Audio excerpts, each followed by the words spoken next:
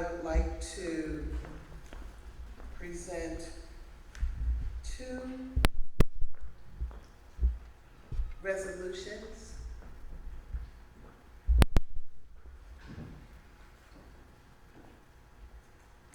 As we honor a moment of silence for the following. Resolution of respect for Anastasia Lovelace. The Board of Education and Superintendent of the East Ramapo Central School District submits this resolution of respect. Be it known to all, Anastasia Lovelace was a graduate of Ramapo High School, whereas Anastasia attended East Ramapo Central School District from 1998 to 2006 and was a member of the junior varsity and varsity track teams. Anastasia was an active participant with many school-based clubs. Now therefore, the Board of Education resolves as follows. The East Ramapo Central School District mourns the passing of Anastasia Lovelace. A moment of silence will be set aside on November 6th at the public board meeting. As a former student of the East Ramapo Central School District, and a copy of the resolution will be given to the family. The second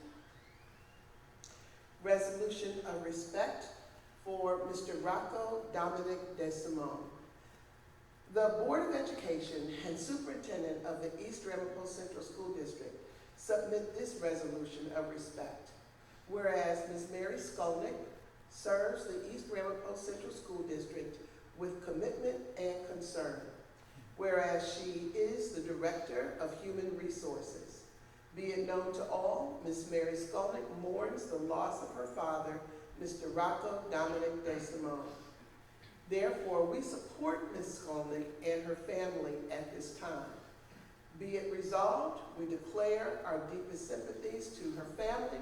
We pray that power and strength will reside with the family and that love will continue to warm their heart as they mourn the loss of their father.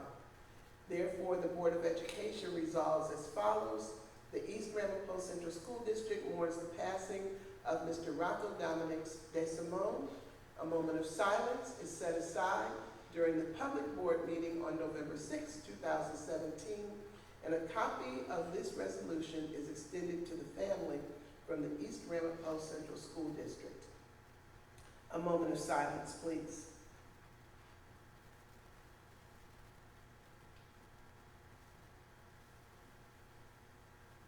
Thank you. And now we will have another presentation from our students. Please be seated.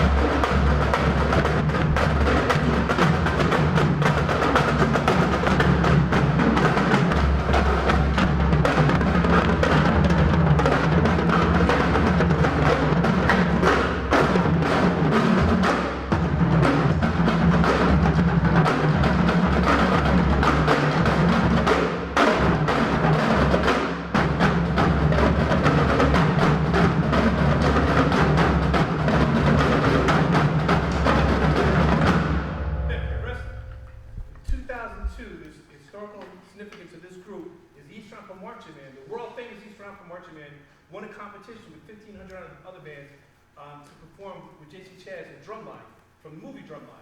And so what we want to do, and we won that, we went to perform there. We also performed at Apollo twice because of that year. What you're going to see tonight, we resurrected the East Ramapo Drumline, and they're going to do their impressions of the movie Drumline. Ladies and gentlemen, the East Ramapo High School Drumline. Hey,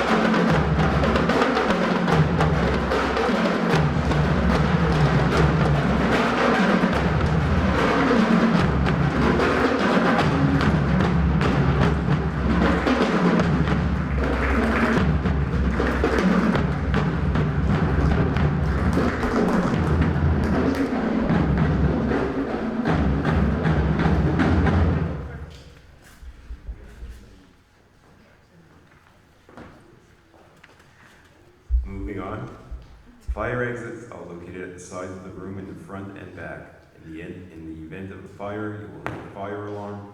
At that time, please move in a calm and orderly fashion to the nearest exit. Thank you. A slight change in the order of the agenda. We'll have information and reports from the superintendent first. I was wondering if there are parents in the audience of any members of the Drumline. For you and you,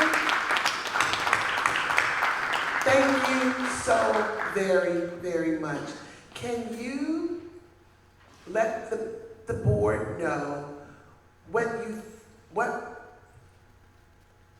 you were thinking about when you saw your young people performing this evening? Could you come to the microphone, both?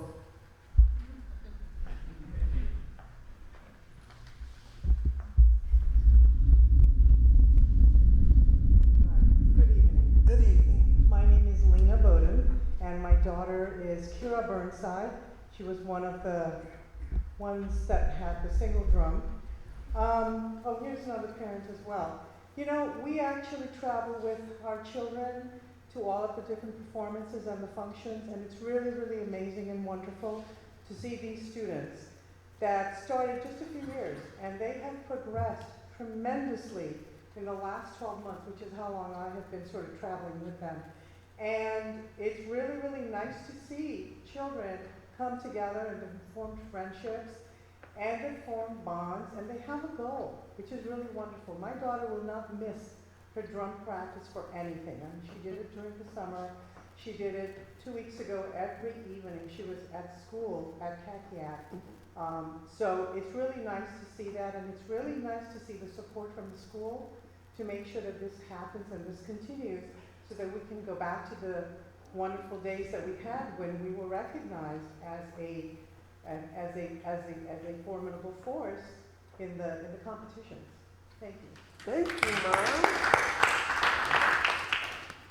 I'm not going to say too much because she said it all.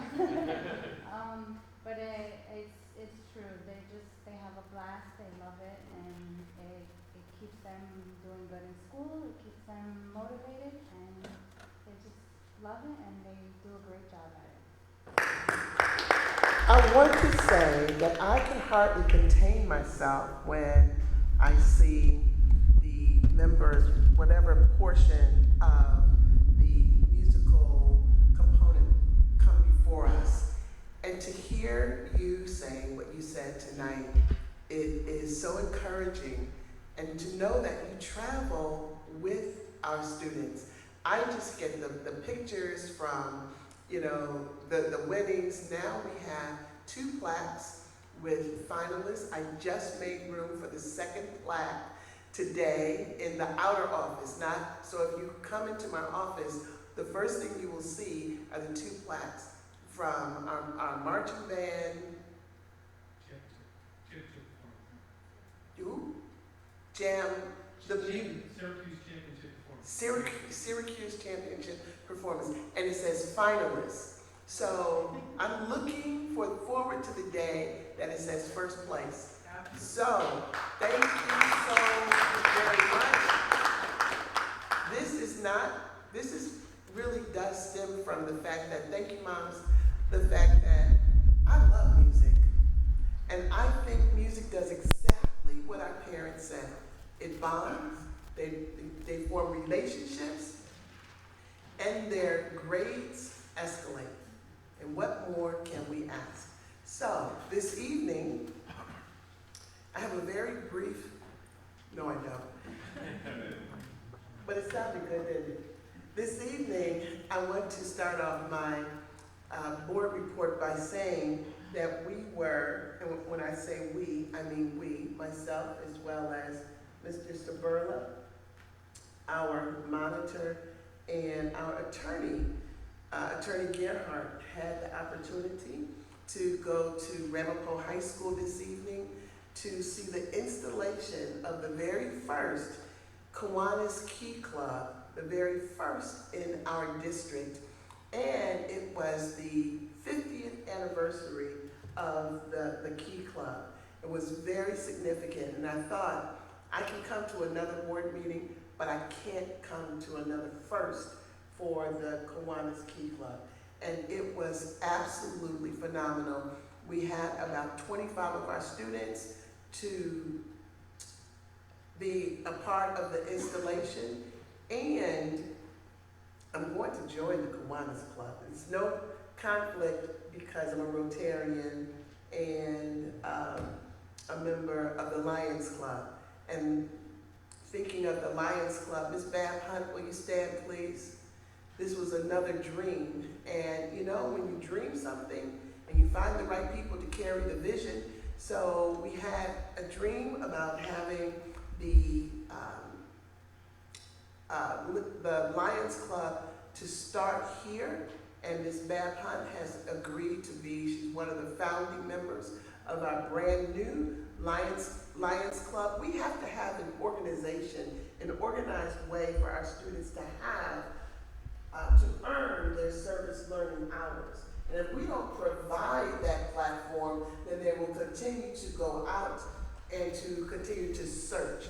So we're going to start in the high school, and then our students, Mr. Attorney Gerhardt, will become Leos, and that was his pitch because he was a Leo when he was 5.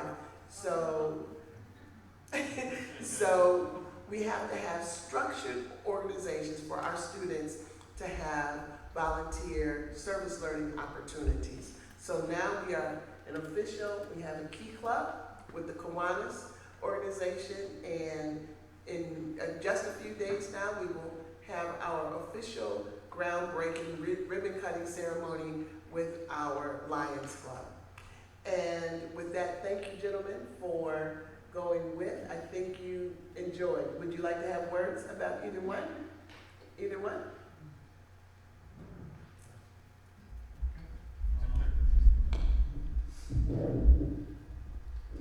I just want to say it's really great to see students East Ramapo have opportunities, and you know, once again, I'm just so impressed with the young people and their willingness to serve the community. And our young people, they're so happy when we attend, when we participate. They're so excited. Mr. Gerhardt? That was great. It was really great to see. It was terrific to see all the kids and the parents there, and it speaks volumes for what the school's going to continue to do and grow that club. So it's really worthwhile. I apologize for being late, but all told, worthwhile. I think one of my takeaways, in addition to going to the Key Club installation, Mr. Smith, here's a drumstick up here if you want to come and get it, was seeing Ramapo High School at night. And I remember when I arrived in this district November 4th, 2015, that Ramapo High School had all sorts of scaffolding in front, and the lighting in front is absolutely beautiful. And the high school looks beautiful. To see the solar panels, we've come a long way, and for that I am very, very grateful. So, super. And the field, and I must say that the field is not open to anyone. But I received videos over the weekend that said people were on the field. The field, neither at Ramapo High School, it looks like it's finished, but it is not. Ramapo High School, Spring Valley High School, the field is not ready. And therefore, we need people to refrain from, you won't do it again, thank you. Well, settle. Settle. I thought that was you in the video, but I wasn't quite sure. All right.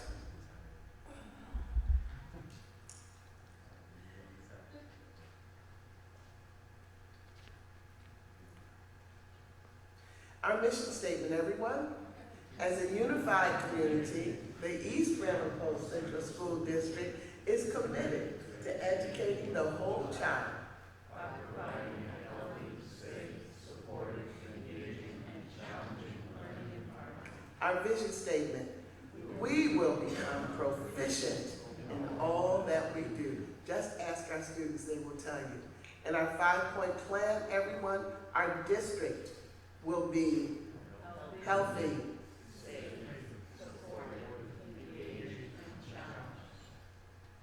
Now, this evening, I would like for Ms.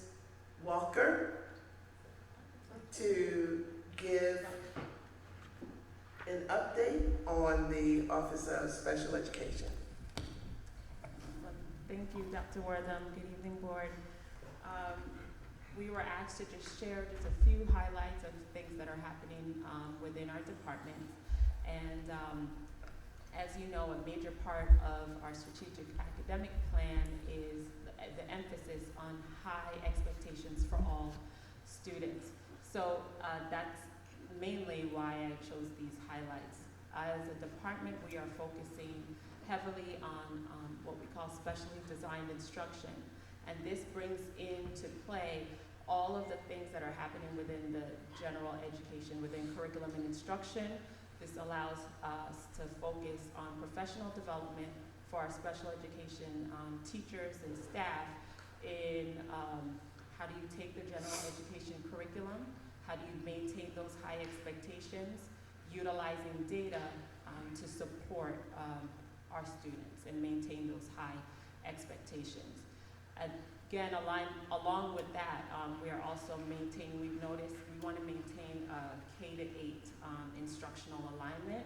So we were noticing, especially when students were transitioning from elementary into middle school, that there's just been,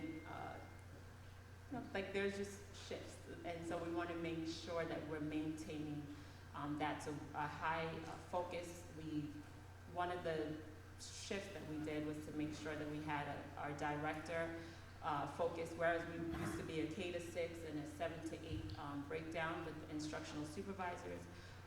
We have a K-8 director who's focused on ensuring that alignment. And then, again, what brings everything together for us is in special education is ensuring that we have quality IEPs.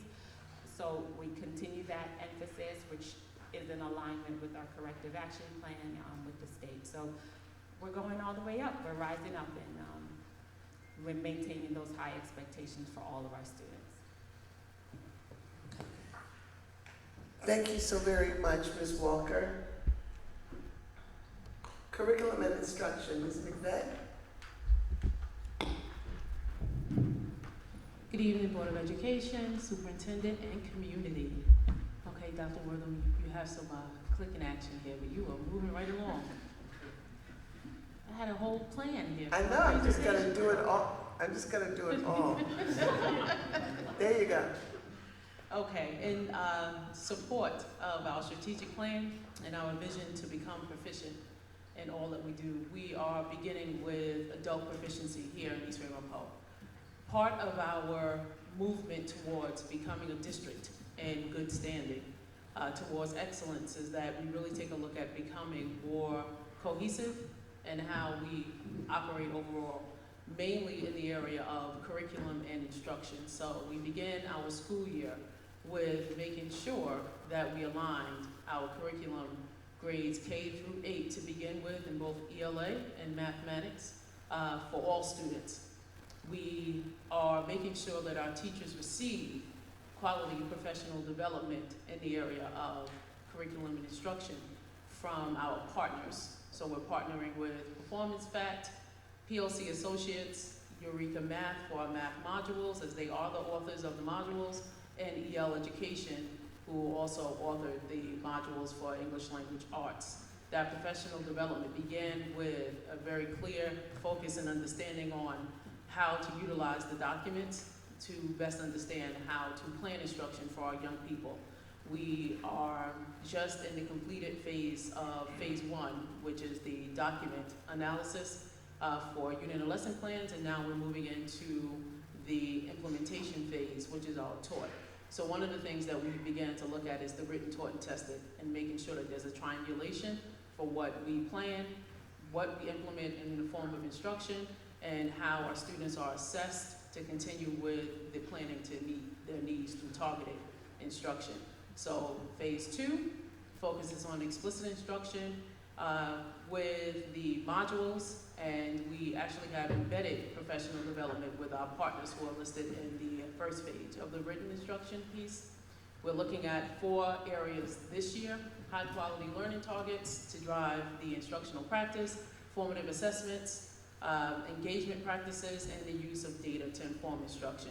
This is all done with the idea that we analyze data. We continue to analyze our STAR assessment data. Our students just completed at the start of the school year their first cycle of STAR assessments. We're moving into cycle 2 of our STAR assessments. We are now very close to the completion of our module assessment cycles for the purpose of analyzing data, and hopes that we can continue to target those areas that we will be assessed on for ELA and math for our SED.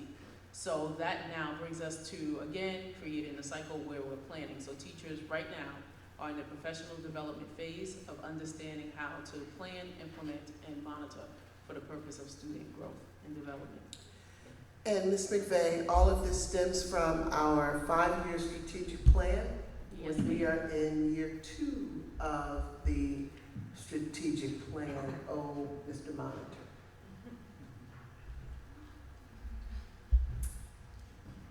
Mr. Smith, the arts. While Mr. Smith is coming forward, this is one of my favorite pictures, I have to say.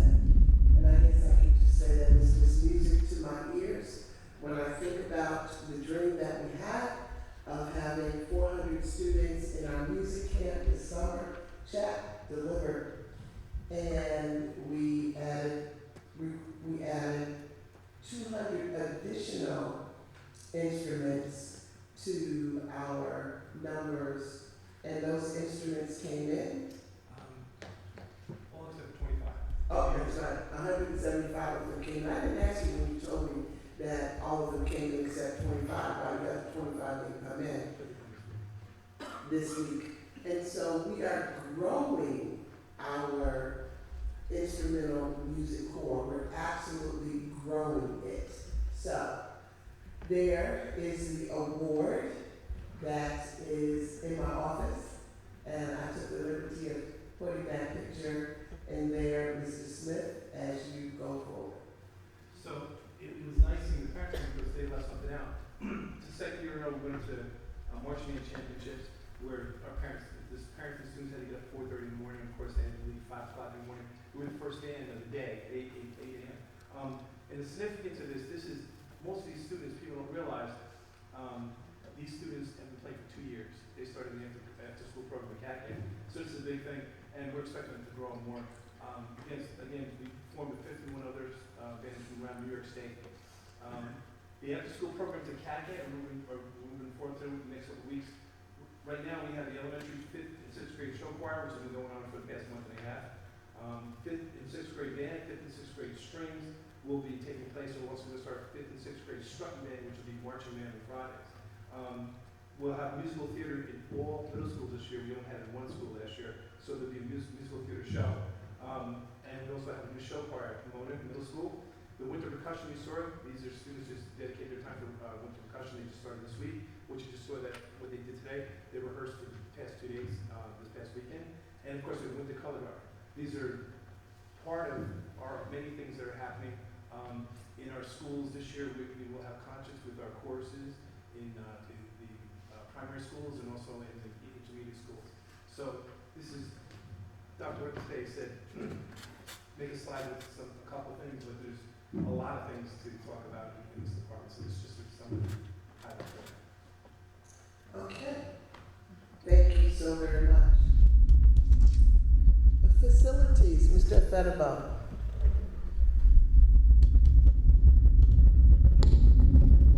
Yes, thank you, Dr. Wanda. In facilities, I have to give a special thanks to this Board of Education for a decision they made last December to approve this bond issue, $58 million, to start to improve the conditions of the facilities. For students to learn, we have to have a safe and healthy environment. And that's what the first phase of the project has started to do. Out of the 11 projects that we started, 10 of them are 95% complete. We are actually at the stage we call in construction substantial completion, which means that the projects are finished to the level where we can actually have beneficial use of them. The one last project that's getting there almost is Ramapo Fields, which is about 85–90% done. As the superintendent indicated, Spring Valley might look like it's all ready to go, but it's not quite there yet. But these are the really flagship projects that the district embarked on, that the community will see and appreciate. And I have to give a special thank you to board member Mr. Grossman and Ms. Charles Pierre. They've been extremely supportive with the community in making sure that we have input in delivering the work that has been done so far. So to summarize, there are 3 phases in the capital project. We have phase 1, year 1, we have 11 projects, about $19 million. That's substantially done. We are now starting to get involved with the phase 2 of the project in the design programming stage right now. And we expect that that will go as smoothly as phase 1 did. Thank you so very much, Mr. Fedibo. You know, I just have to commend my cabinet members. You see board members that they respond with precision, with expertise, and they have a command of their area. So I'm grateful. Mr. Patchy, I've been glowing ever since the auditor said that we received the highest award that any district could receive. So, Mr. Patchy, red carpet, sir. So, I just thought you wanted to see your name up in lights. The latest project that we have been engaged in July has been the transitioning of the entire accounting software and data, payroll and non-payroll, from our service into the cloud services. As of October 27, the entire accounting software and all data related are now on cloud, are being hosted and maintained by the Broom Tioga bosses, who are experts on that kind of software that we use for accounting. That was a very important project given the our aim to improve substantially the safety and the integrity of our data, and also to maintain a cost reasonable aspect of doing that job. Our servers were 10-year-old, and the process of transitioning, and I have to say a big thank you to our management information systems team, who together with Rick worked tirelessly to make this one happen. As of now, we can, at least I can breathe easily, because I don't have to, when you have a 10-year server, the problem could arise from moment to moment, and the backup services were manually done. So we are. I want to underscore the fact that of what this slide says and what Mr. Patchy is saying. When he says that the backup for the financial infrastructure of this district was done manually, and now it is not. I mean, just to have it in the way that it was handled, I don't want to say how scared everybody should have been, but it has been in process since July. We have been thinking about it, but in July we started the process. Yeah. Because again, the fear was, since we're transitioning from very old servers and technology, that was the fear of double checking every step, because it's a massive amount of data. I think Mr. Grossman gets it because that is his field of expertise. I think all board members get it, but just know, everybody can inhale and exhale, that our financial transactions are now backed up in the cloud, Right. and not manually And that Which is opens the major. door for other efficiencies, including the next project will be the digitalization of timesheets. As we do right now, we have all cards and stuff that they move around from office to office. So the next thing is now that we are safe and we can move and we have reliability of data, we can move now into the digitalization of timesheets so that they don't have to be circulating anymore in that hard copy version as it is now. Thank you, Mr. Bagchi. Ms. Barrow. And while Ms. Barrow is coming, she represented us quite well in, where we go, Saratoga? Albany. Albany. I guess you're gonna talk about that. Yes. There you go. Good evening. We received the opportunity to participate in the Cultivating District Leadership for the support of English, it's really long, support academic success of English language learners. And the state put together 26 districts from Buffalo down to Yonkers, and we're all there to understand how to better support our English language learners. The state is moving away from just saying whether you're compliant or not compliant. They want to look at instruction. They want to look at, do we know our data? Do we know who our L's are, our English language learners? And what are we doing to support them academically and linguistically? So there's a blueprint that the state put out about 2 years ago with 8 findings from research saying if you have these 8 components in your district, then you're on your way to having successful programs for your English language learners. So we'll be looking at the blueprint and analyzing where we are within implementing that blueprint. It's a 3-year commitment, and I should also say that California is also doing the same thing that we're doing, so we're gonna have opportunities to do some virtual conversations with districts in California. It's a 3-year commitment. The first year is district leadership. We meet in Albany 2 more times this year, and there are 4 online sessions. And from here, it's myself, Dr. Wortham, 2 academic facilitators, and 3 principals. And we're all gonna meet together. We're gonna look at the district data. We may go into classrooms during our instructional walkthroughs and be very focused about what are the English language learners doing in the classroom. We bring that back to Albany. We have discussion with other districts. The second year is for us to start creating a vision for English language learners that's in line with our district's mission and vision. In year 3, we're implementing that vision.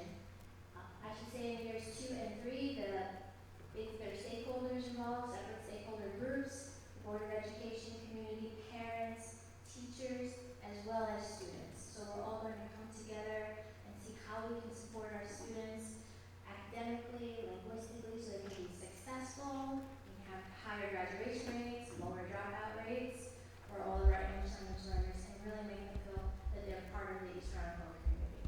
And thus far, Ms. Barrow, according to our nicest lab scores, Yes, according to our nicest lab scores, our English language learners in the bilingual program outperformed our English language learners that are in English-only classes, which is right in line with the research.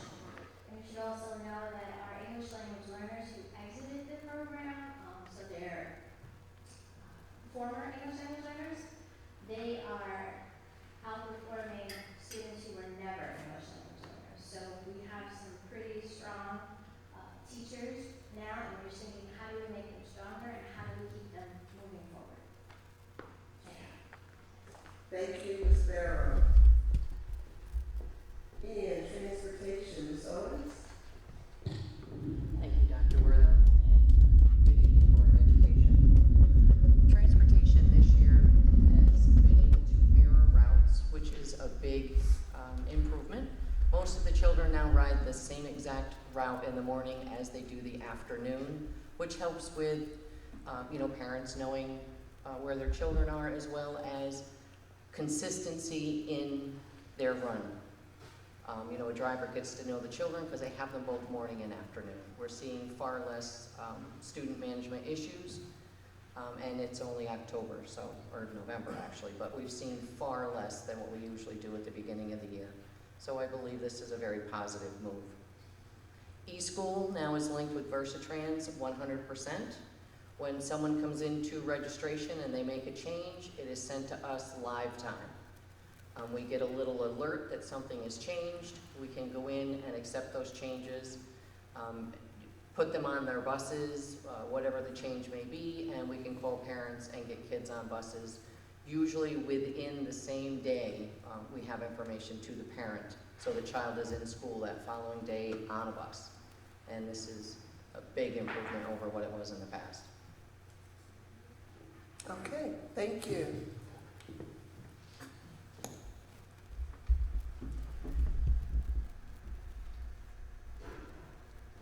Are you going to speak to this? No? Okay. Dr. Shanahan. Good evening, Dr. Wortham and board. So the Office of Funded Programs has been busy on two fronts. One is administering and overseeing the entitlement grants that you're familiar with, Titles 1, 2, and 3 from the state. But the office has been putting more and more emphasis on competitive grants. We've been applying for and winning quite a few of these competitive grants from the state and from other areas as well. So for example, we have Learning Technology, Empire State After School Grant, the SIG-7, which is the Chestnut Ridge IB grant, which was a competitive grant, school improvement. But one grant that we are especially excited about is the one that's up here on the slide, My Brother's Keeper. My Brother's Keeper grant, it's a small grant, but it really packs a punch. Its focus is on improving the educational conditions and experiences of all of our students, but especially of minority young men and boys. With our My Brother's Keeper grant, we have been focusing on the high school and on areas such as mentoring, college and career readiness, and peer mediation. Mentoring at both Spring Valley and Ramapo High Schools we've tapped the Good News Mentoring organization to come into the schools, partner with individual students, and over a series of sessions, work with them on both social and emotional behavioral issues. And the program was so popular last year that we have many more people signing up for this year, which is terrific. College and career readiness is we are funding college visits for many of our students and their parents, and we've already started on that this year. We took 2 buses of students to New Paltz, SUNY New Paltz for a visit.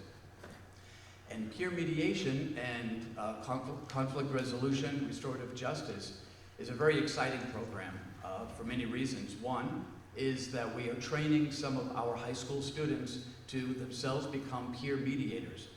We have funded them to go down to Bergen Community College in New Jersey for 3 2-hour sessions to be trained as peer mediators.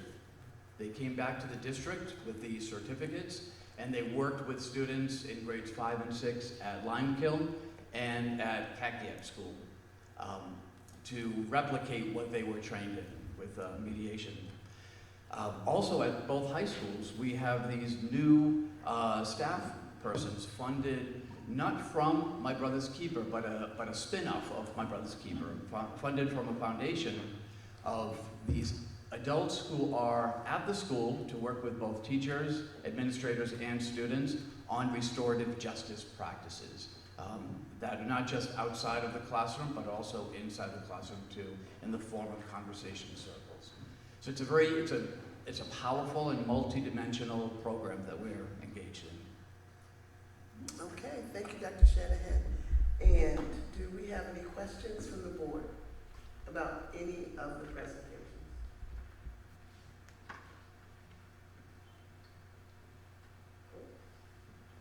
All right, thank you so very much.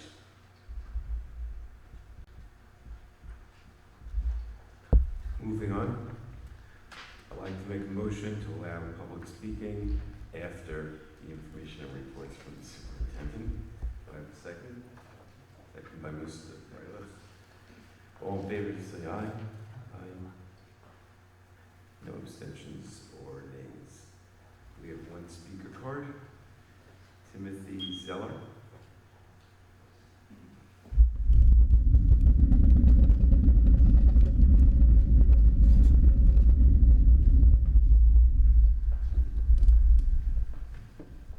Good evening, Board. I was going to read and say something, but first I want to say, Mr. Shannon, that programs that you just spoke about are special. And if you need someone to help you with that program or anything to assist, I'm more than willing to assist and help the children of the district. I'm alone this year, so I'm happy to help. I was here about 2 months ago, and I gave something to someone on this board. And I don't believe anything was done, with all due respect. Gentlemen, since you are monitors of this board, I've been here several times to donate and volunteer my time to try to help the children of this district. We have seen countless issues in regards to safety and security with students, numerous times.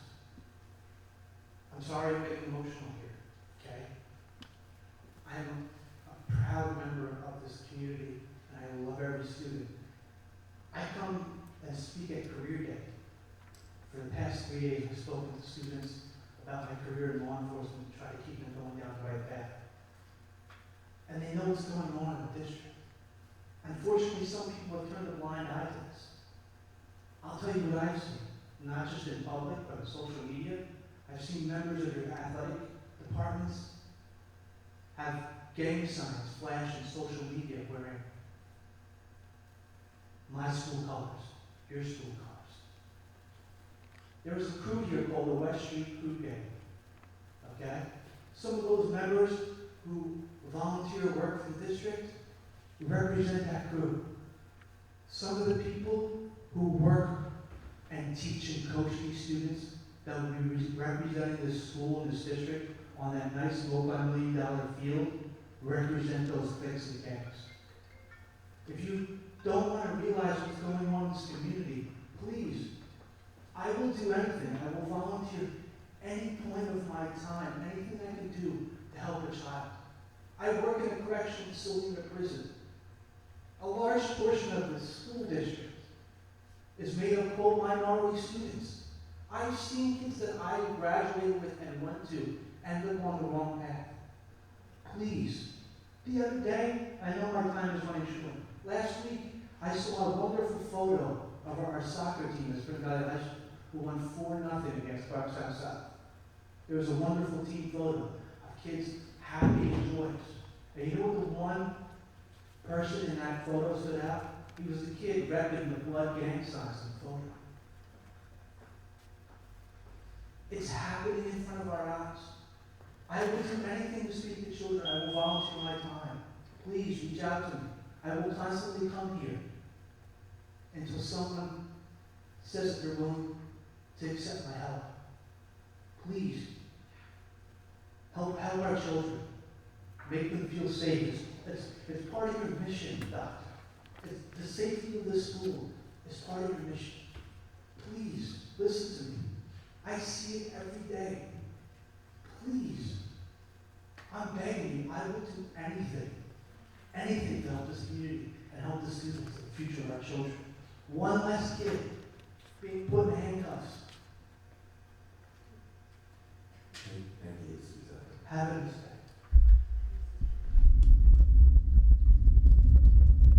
Moving on. Consent agenda items. I make a motion, we could do A through H as one. Can we do a motion for each? A motion to approve consent agenda items A through H. Do I have a second? Second by Ms. Berkowitz. All in favor, say aye. Aye. Any opposition or abstentions? Seeing none, motion passes.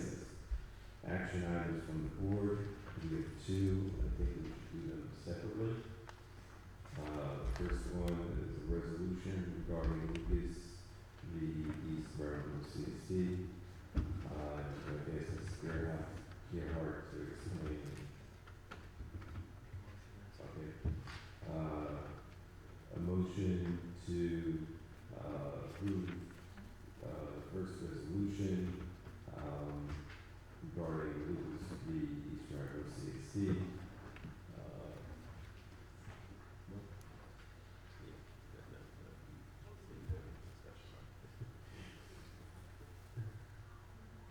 Douglas, if you can please, if you can have a discussion on that item.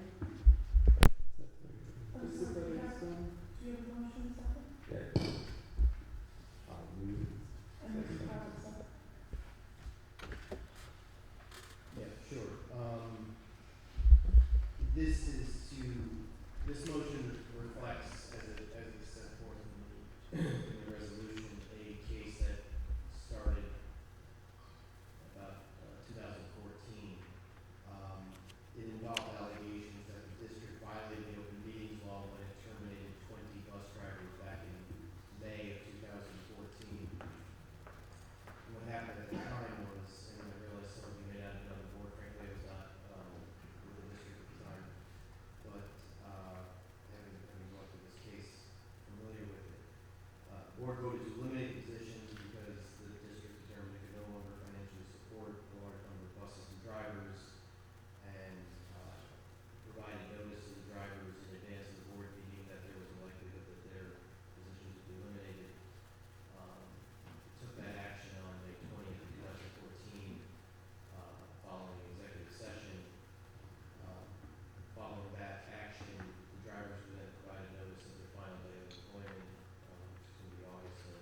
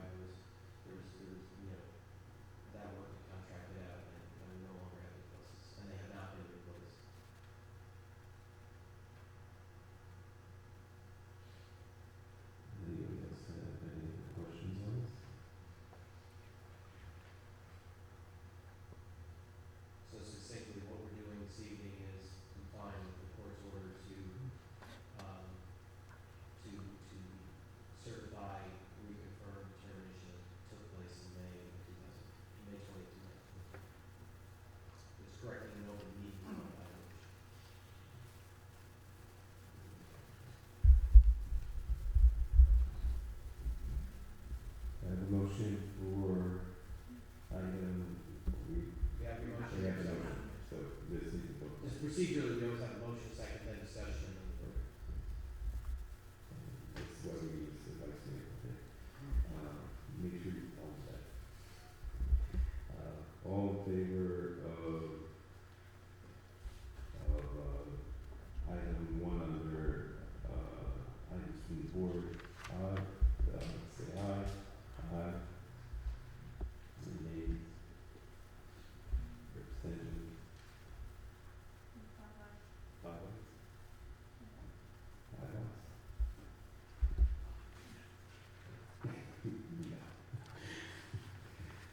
Moving on to the second item from the board, so authorize attendance at the Minnesota Annual Convention for Bernard Charles and Dr. Wortham. And Mr. Jermaine, let me know who would like to attend as well. Okay. Is there anyone else? I'm sorry, Mr. Ryder. The same price. Yes.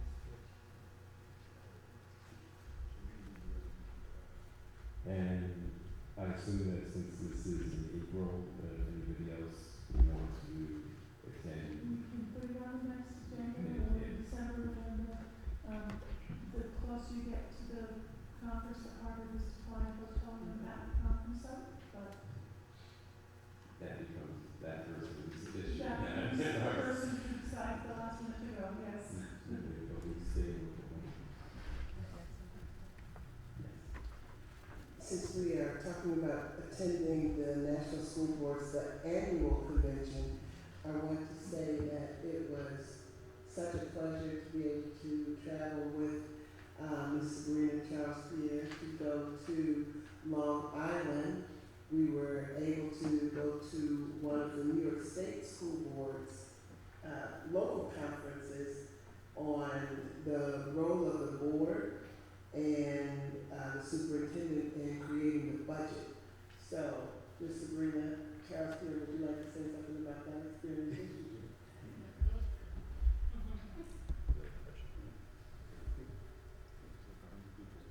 I think it was a great experience.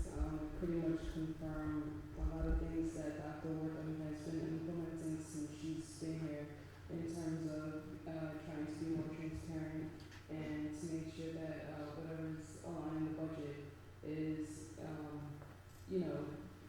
explained to a point where it's not really being questioned. We know where the money's going.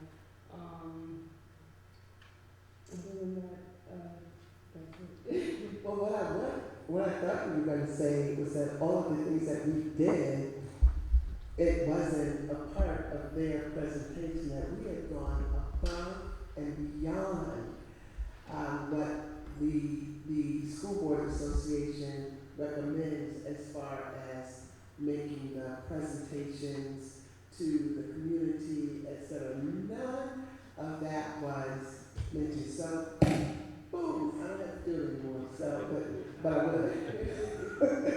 But I would. You give her everything she said. It was great. You know, we talked about, well, I should say this, that this week I will be doing a webinar with the National School Boards Association on the role of the superintendent and the relationship between the superintendent and the board. And we have to pay to participate in this webinar. But I count it a privilege to be able to represent the district on a national level. And an example of that is the trip that I took with Ms. Sabrina Charles Pierre. It was great to be able to go with a board member to attend a session and to walk away knowing and having a confirmation that something as important as the budget, that we are on point. We are on point. So I was so excited about that. And you have to bond with the people that you work with and that you work for and that you work because of. And so this is just what we do. It's the role of the superintendent to serve as the care and feeding of the board. It is what I am called to do, to feed this board and to make sure that they are knowledgeable about governance, knowledgeable about curriculum and instruction. And that's what we do. Next time you buy ice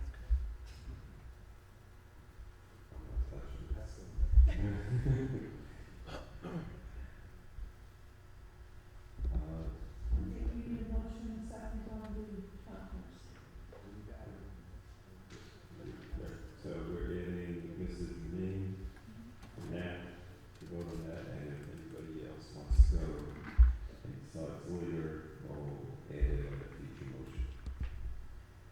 All in favor, I'll make the motion, all in favor of authorizing the attendance as mentioned. Who's the second? Who's second? Okay. All in favor, say aye. Continue. Okay.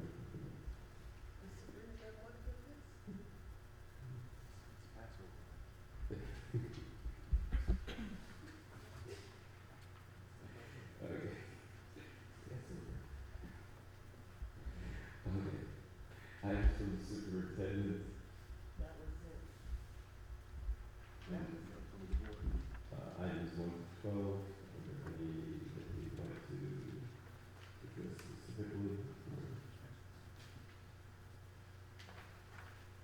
I have a question. Yeah, make a motion first before discussion.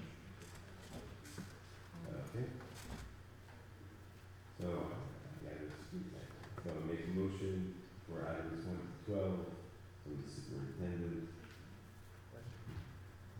Wait. Is there a second? Is there a second? Mr. Pryor.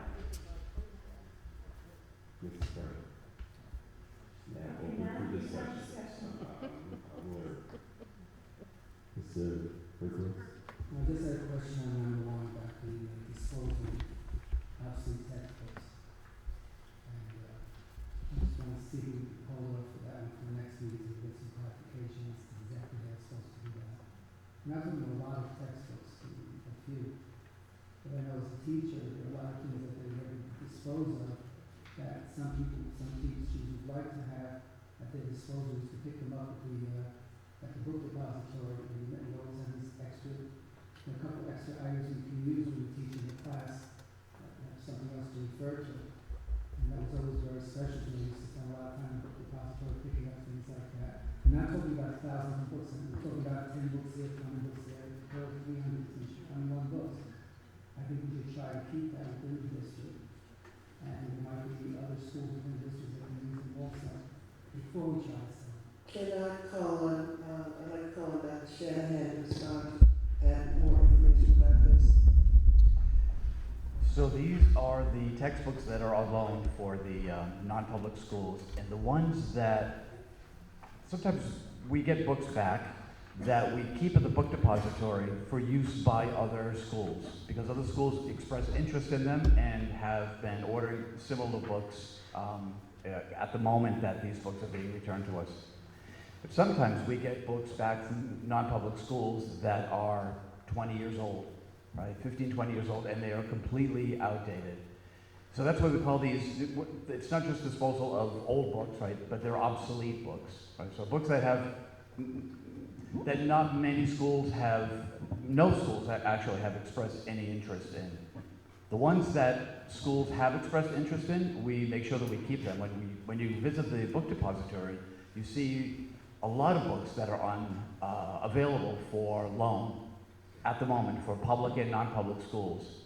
But these books that we put here on this list are something different. No one has expressed any interest in these books. They're very old and outdated. Was a list of these books sent out for people to know that they're available? We know that because the schools order books every year, and these books have not been ordered in that long a time, and the content of many of these books has been updated in other newer textbooks.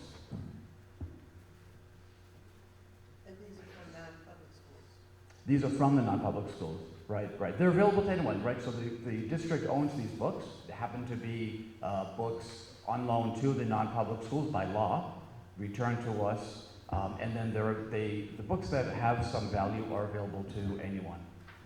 And we do recycle quite a few books, but there are some books that just, there are no takers. But I think what you're saying is we should find a way to publicize this particular list before making any final decision on the disposal. I know the school, one of the schools I work in, I'm very familiar with Business of Saxon Math, which is an amazing series. And in a small school, with small classes, those 10 books could absolutely be used, and they don't get outdated. Not this kind of stuff, so that's what I'm looking into. Okay, so we can do that. I have no problem approving it, but I'd like to see just that one extra step. Absolutely, okay. We'll put that in place. I would presume that the school, if they're not using this book, is using some other book then. Absolutely, with similar content, right. And sometimes books are returned to us that are, this just happened today in fact, that are relatively new. The school just doesn't have any use for them, but other schools do. So we take those books back and we find a new home for them by announcing them to other schools. But in some cases, the books are just, there are no takers. Again, there has to be an offer before you know there are no takers. That's my point.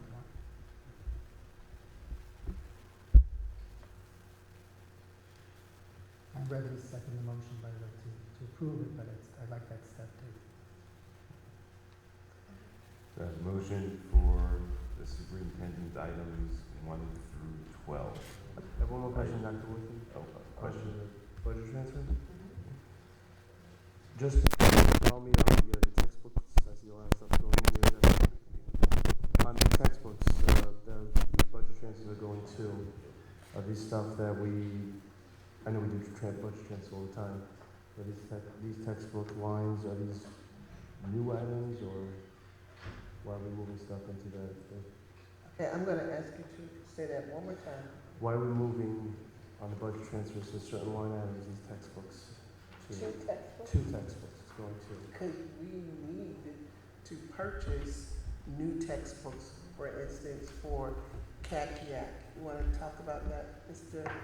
What we do, we inventory, and this is how Miss Sabrina Charles Pierre said that we know where the money is. Before we purchase anything, we inventory everything. And so we have a growth population, growth spurt in our district, and so therefore we need to add additional funds to our textbook line. I'm going to ask Mr. Patchy and then Ms. McVeigh to respond to your question. Yes, these are specific needs for especially for CACIAC, but it's also for Margaret's. Our specific needs for the textbooks for children. So we had to transfer money to that account. That line item is for these are 3 specific schools, is that what the codes are? There are 2 schools, there are 3 schools in here. One is secondary, and there are 2 elementary schools. It's simply resource instruction needs those resources, and we'll have to transfer them. And also these are reimbursable because next year we get not all of that, but we get $58.25 for every child. No, I'm saying we budget a certain textbook number every year. We budgeted, however, we got more kids that came later. We advanced the cash, and then next year the state reimburses us for every child. It's stuff that we'll have to do it. We have to provide the adequate instruction in the classroom. The trick is pulling it from a different line, obviously. Making sure. Yes, it comes from a different line. It comes from it's something that we'll have to reduce. It's textbooks, resources for kids are primary. Then the rest comes secondary. Ms. McVeigh? So you see, when we transfer, we're taking from somewhere. And so the curriculum and instruction, so that you understand how this cabinet now functions, that nobody moves or spends anything in isolation. And so if there is a cause in any department, we inventory it, and we look at the inventory, and then we communicate with our finance department. So in this case, it is curriculum and instruction. And also one more thing, it's new, that's in response to the new curriculum development that Mr. Bell's department is undergoing. So there is new Common Core literature and resources for kids that have to be built on. Ms. McVeigh, you're gonna say the same thing, but go ahead. I concur. So we are undertaking, everybody wants to know, how do we close the achievement gap? You can't close the achievement gap using the same strategies, the same processes that you used for the 5 years that the scores decreased and led us to be in a focused district. So we are making sure that our students are using the materials that are aligned with our Common Core standards.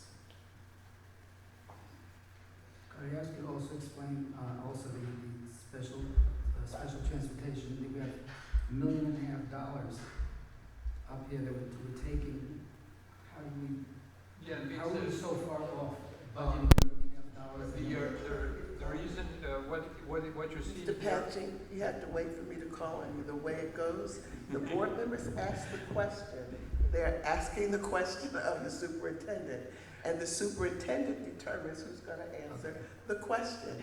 That's protocol. That's governance. Now, the next time we go to a school board's meeting, I'm going to take you with me so that you can see how this goes.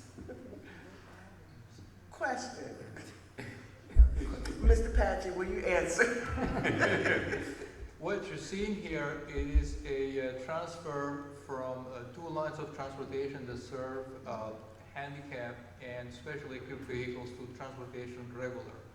It is, our budget is over $30 million, and it's sometimes very hard. We don't have all the enrollment data for non-publics available, and sometimes it's very hard to project which area of transportation will need it. So the transfers are within the transportation. We're not moving And money. that's a little hard for me to swallow, because if anything is known, if anything is better known than anything else in this district as far as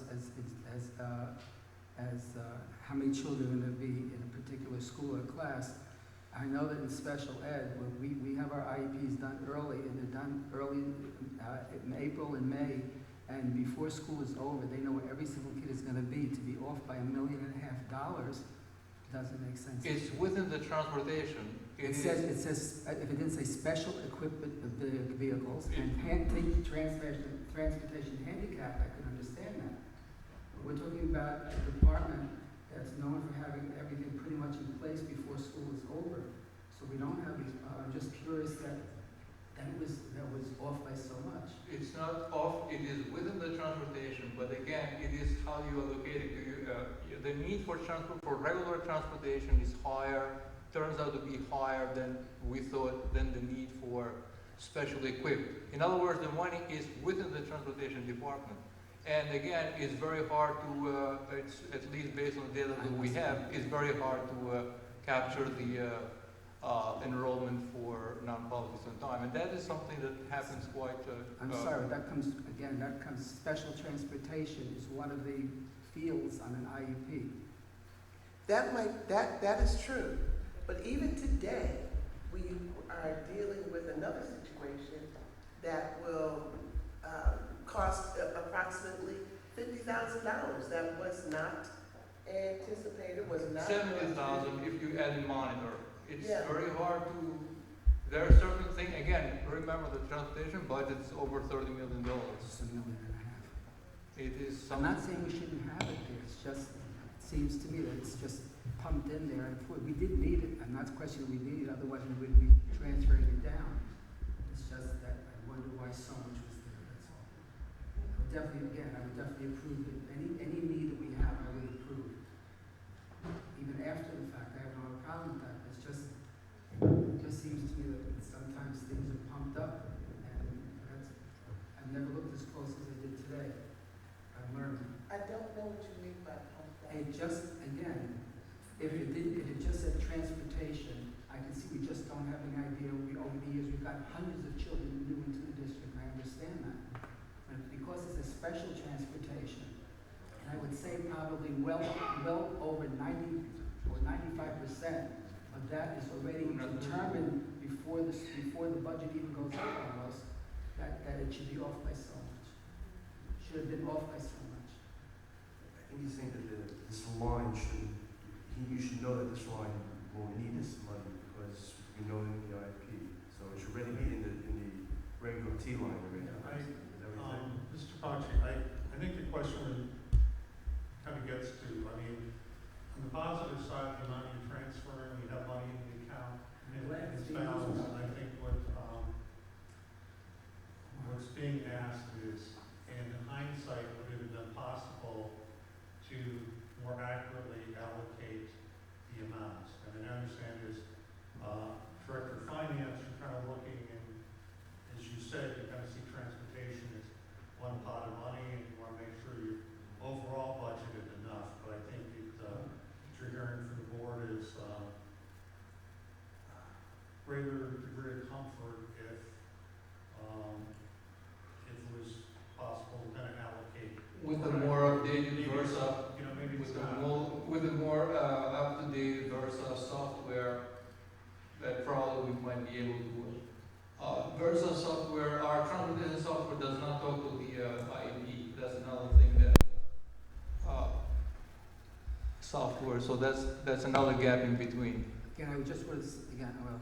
So that might be possible as now that you've linked.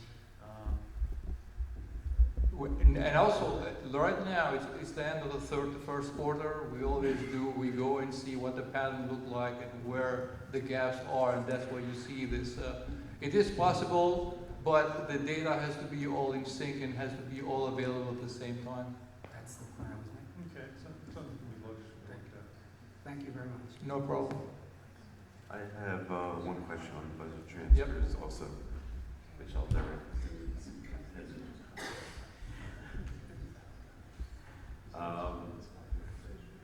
Question is the following. We see a source of funds coming from Insurance General.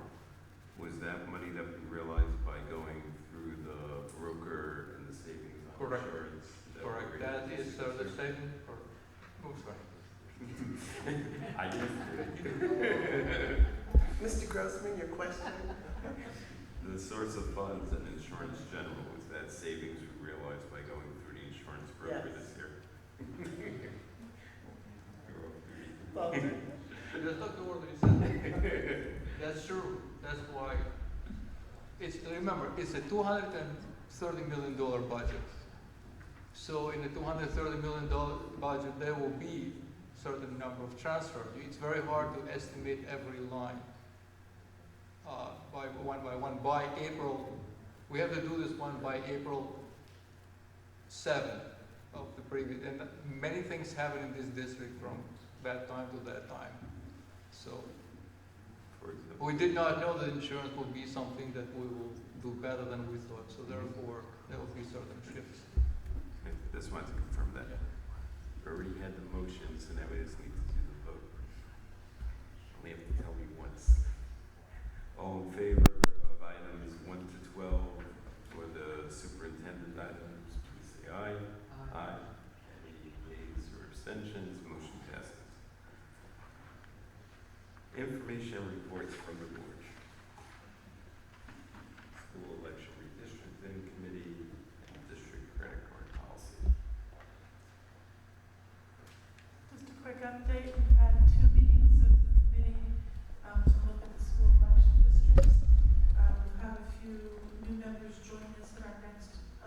meeting, which will be on the 13th. Between now and then, we have a community meeting scheduled for this coming Thursday at 7 p.m. at Arapahoe High School. Everyone is invited who would like to come and give us their opinion. We have a survey that the committee developed that is posted on our website. Before I came down for the meeting, we had 69 responses so far. We have it posted in English, Spanish, and Creole, and we're working on the Yiddish translation as well. And we will have those surveys available for people to come to the meetings, and the various members of the committee will have them available to hand out as well. And, that's it for that. As far as the policy, don't know how much you want to discuss tonight since there's only 5 of you here, but 2 board members who have been traveling to some of our conferences. Our current credit card policy allows a credit card with a balance of $2,000, which has meant that board members in particular have had to pay out of their own pocket and be reimbursed. When they go to a conference, we factor in hotel, we factor in airplane tickets and so forth. The card limit is not enough when we have multiple people going to conferences. When there are conferences in New York State, particularly up in Albany, Saratoga, most of those hotels will take purchase orders. We originally got the credit card because they would not take reservations without the credit card, but once the reservation was made, they would take a purchase order, and we could pay for the hotel that way, so that board members went out of pocket. But we have board members who travel with some of the national school board associations. We didn't belong to that for quite a while. We joined a couple of years ago, and the out-of-state hotels don't take state school purchase orders. So Mr. Germain and Mr. Charles both brought up the idea of increasing the credit limit on the card to cover those kinds of things. And that's where the discussion is coming from. So we can discuss, you can ask the superintendent to come back with a recommendation, but I did ask to bring it up. I think I'd rather discuss it when Mr. Charles and Mr. Germain are present, because I have some questions for them about the whole process and stuff. So I'd like to table that for right now. And the next meeting is in April. So we have a little bit of time. Thank you. Discussion items from the superintendent.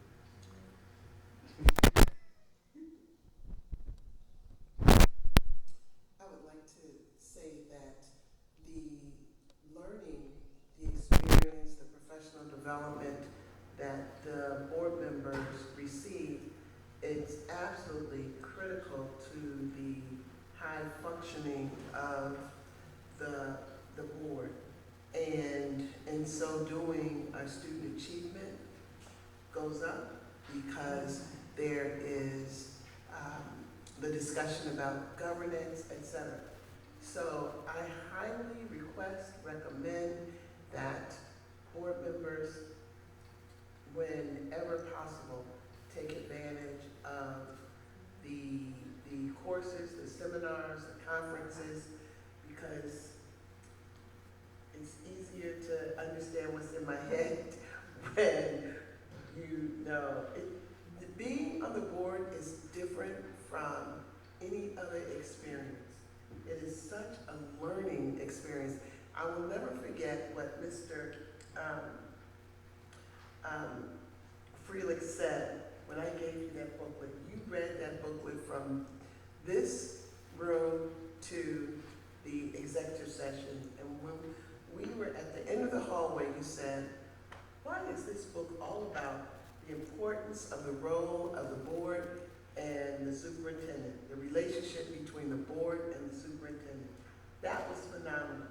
So whether you read it or not, the rest of it, that takeaway is, and if it wasn't important, the National School Boards Association wouldn't be doing a webinar this week on the relationship between the superintendent and the board. So my discussion item this evening is to around the fact, is based on the fact of the credit card policy and making it more accessible for board members to attend the conferences so that the more you know, the more you're able to do, and it is a wonderful thing. It's a wonderful thing. So, thank you. Now Moving on, advance planning dates. Regular meeting will be held on Tuesday, November 21st in this room, beginning at 7:30 p.m. Written communications, we received an email from Ann Zeilengold regarding busing. Now, executive session. You have collective bargaining with the Eastern Republic Teachers Association. You still have possible disciplinary action against a certificated staff member and litigation. Those two items. Collective bargaining negotiations, possible disciplinary action. Do we anticipate any motions? No. Okay, so I'll make a motion to go into executive session for the two items that District Clerk just spelled out. Do I have a second?